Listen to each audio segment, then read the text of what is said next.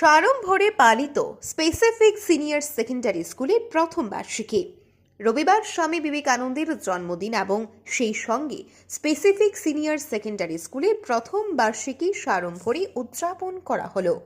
এই উপলক্ষে এদিন আয়োজিত হয় এক মনোজ্ঞ সাংস্কৃতিক অনুষ্ঠান। উক্ত অনুষ্ঠানে প্রধান অতিথি হিসেবে উপস্থিত ছিলেন উত্তর করিমগঞ্জের বিধায়ক কমলাক্ষ দেবপুরকায়স্থ।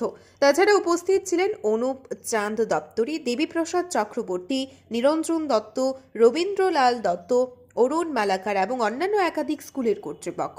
শুরুতে স্বামী বিবেকানন্দের প্রতিকৃতির সম্মুখে প্রদীপ প্রজ্বলন করে অনুষ্ঠানের শুভ সূচনা করা হয়। তারপর উদ্বোধনী সঙ্গীত, ছাত্রছাত্রী দ্বারা সঙ্গীত, নৃত্য অনুষ্ঠানের মাধ্যমে সাংস্কৃতিক অনুষ্ঠান ও স্বামী বিবেকানন্দের জন্মদিন পালন করা হয়। বিধায়ক কমলাক্ষ এই শিক্ষা প্রতিষ্ঠানের উন্নতিকল্পে যথাসাধ্য চেষ্টার আশ্বাস প্রদান করেন। দেখুন বদরপুর থেকে স্মিতা মালাকারের রিপোর্ট, আজকের Barak.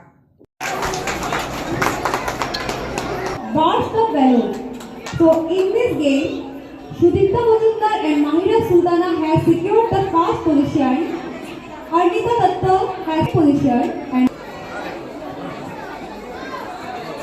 in nursery burst the balloon, Sudipta Majumdar. Sudhir দর্শক, খবরটি দেখার আগে আপনারা আমাদের আজকের বরাক ইউটিউব সাবস্ক্রাইব এবং ফেসবুকে ফলো করতে ভুলবেন না কিন্তু।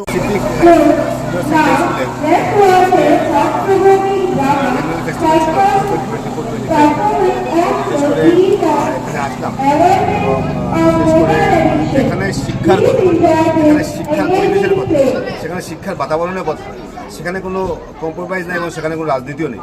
তাই আমি মনে করি যে আমাদের সমাজ ব্যবস্থাটা আমরা তখন গিয়ে আরও এগিয়ে নিতে পারবো যখন আমরা শৈক্ষিক পরিবেশটা করবো। আমি বলছি না যে আমাদের শিক্ষা থেকে আমরা অনেক কিছু অর্জন করতে পেরেছি, কিন্তু আমরা চাই যে কোনো অবস্থায় যাতে আমাদের ছেলেমেয়েরা যাতে শিক্ষা ব্যবস্থা এবং শিক্ষার প্রসারের জন্য সামান্যতম ল্যাব, সামান্যতম কোনো ধরনের প্রবলেম না হয়, তাই বঞ্চিত না হয়, প্রবলেম না হয়। তাই এখানে আসলাম এবং ওনাদের সঙ্গে যোগাযোগ করলাম। সামনের দিন স্পেসিফিক সেকেন্ডারি স্কুলের কী সাহায্য করা দরকার, কী এগিয়ে নিয়ে যাওয়ার জন্য কী ধরনের করলে এই স্কুলটাকে আরও বেশি সমাজে প্রতিষ্ঠিত করতে পারবো, সেই কথাগুলো আলোচনা হলো। বিশেষ করে যে ছাত্ররা এখানে ফার্স্ট প্রাইজ, সেকেন্ড প্রাইজ, ওদেরকে শুভেচ্ছা জানালাম, প্রাইজও দিলাম।